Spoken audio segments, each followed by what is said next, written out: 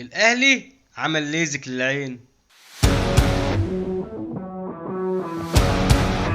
الاهلي يلقن زعيم اسيا درسا قاسيا ويضمه لاخواته اللي هم مين؟ اتحاد وهلال واوارو الياباني وشوف اي حد تحت بند اسيا.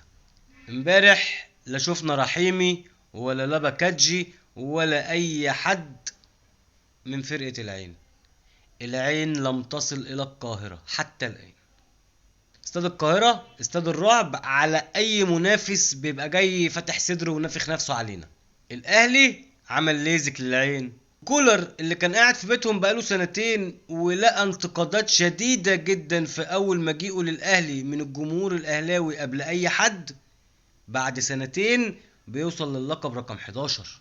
كولر امبارح فرض سيطرته وشخصية الاهلي وشخصيته على رتم المباراة من اول دقيقة.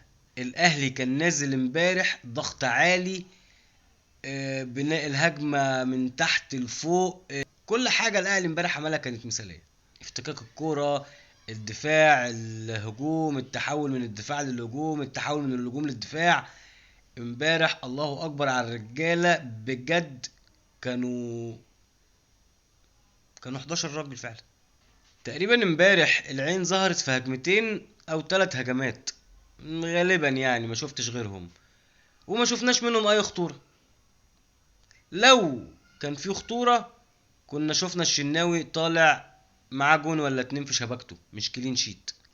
وسام بيغفل المدافعين وبيترجم الخطأ بتاعهم، الخطأ الكارثي دوت، لأول أهداف المباراة، عشان يجي إمام بعد كده يعزف مقطوعة سيمفونية وقفشة ينزل يقول لهم بقى سيبوني أنا ملك الأواضي، سيبوني أنا أكد التالت ونأكد الانتصار. ولو كان فيها دقيقتين أو 3 دقايق كمان صدقوني كنتوا هتشوفوا الرابع.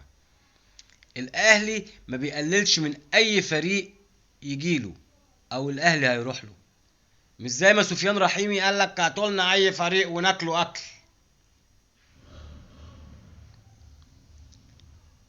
معلش يا سفيان، معلش يا رحيمي، معلش يا لابا كوتشي، معلش. انا عارف ان الاهلي تقيل، انتوا بس اللي خدتوا الماتش كده.